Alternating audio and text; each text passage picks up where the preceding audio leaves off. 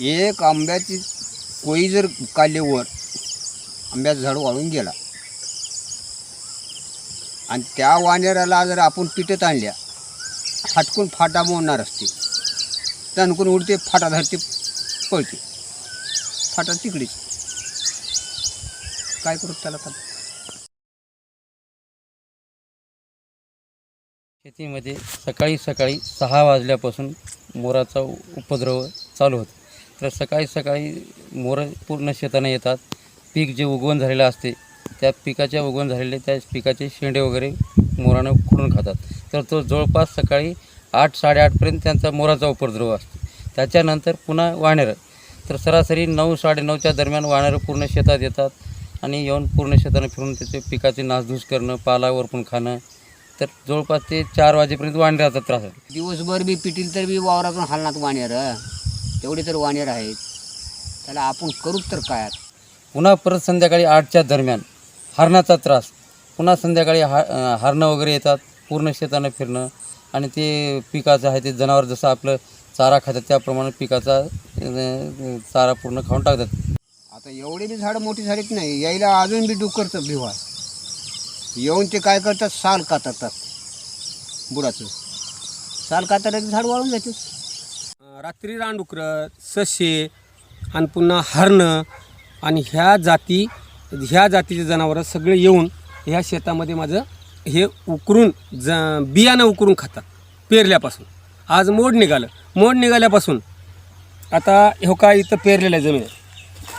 ह्या पेरलेल्या जमिनीपासून आता इथून इथपर्यंत डुक्कर उकरलेलं आहे. पण इथं एक झाड आहे, इथं 2 झाडं आहेत, इथं गॅप आहे आणि माझं एवढं असं एकाच ठिकाणी नाही पूर्ण शेतभर माझं सध्या असं नुकसान आहे. त्याच्यानंतर रात्री 10च्या दरम्यान रानडुकरं येऊन पूर्ण शेतामध्ये उग करणं, पिकाची नासधूस करणं, मग पीक तोंडाला आलेलं त्याची नासधूस करणं, कणसं म्हणा ज्वारीचे शेंगा लागलेले असले खाणं उग करणं. आज पेरलेलं जमीन हे पूर्ण उकरून बिया खायले. हे बिये खाल्ल्यानंतर ह्याच्या पूर्वीसुद्धा तसाच झाला होता आमचा. एक वेळेस पेरलो, हे दुसरी पेरणी आहे, ती पहिली पेरणी ही दुसरी पेरणी. प्राण्यापासून संरक्षण करण्यासाठी आम्ही शेतीला कुंपण म्हणून सोलार फिनिशिंग केल्या. तरी ह्या सोलार फिनिशिंगचा उपयोग जवळपास बऱ्याच प्रकारे फरक पडला. तरी वानरे वगैरे त्याच्यावरून उड्या मारून आत येतात. तर जवळपास सोलार फिनिशिंगची उंची 4 ते 5 फुटापर्यंत उंची आहे. तरी ते सहज वर उडी मारतात, मध्ये शेतामध्ये जातात, शेतातून बाहेर जातात. पुन्हा मोरा आहे ते जवळपास अर्धा फूट 1 फूटच्या अंतर आहे त्या तारावर जे आपण सोलारचे ओढलेले आहे. तर त्याच्यामध्ये घुसून किंवा आधार वर भरारी मारून मोरं येतात. आता एक काटा कुंपण ते टाकतो शेताच्या कडानं. आता तेवढ्यातून ते सुद्धा टाकताना सुद्धा पुन्हा येतात. वरून आता मोर काय भरारी मारते, हरण आता 10 ते 12 फुटावरून उडी मारून त्याच्यावरून येते, वानेर त्याच्यावरून येते. फक्त डुक्कर आता त्यांना वाट करून डुक्कर येते बघा कुंपणला. आणि पुन्हा रात्रीला ज्यावेळेस हरणं वगैरे येतात ते त्यांच्या सुसाण मारतात. ते तारं तोडणं, उड्या मारणं अशा प्रकारे हरणंमध्ये येतात.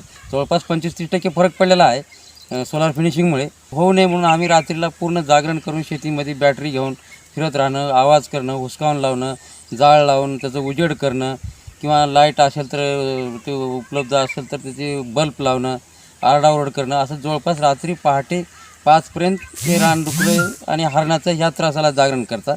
पुन्हा परत सकाळी 6ला तर मोराचा त्रास चालू होते. मोरं वानेरं पुन्हा हे म्हणजे 24 तास पूर्ण रखवाली करण्यासाठी 24 ते 18 तासपर्यंत एक तरी माणूस कंपल्सरी शेतामध्ये राहणं आवश्यक गरजेचं आहे.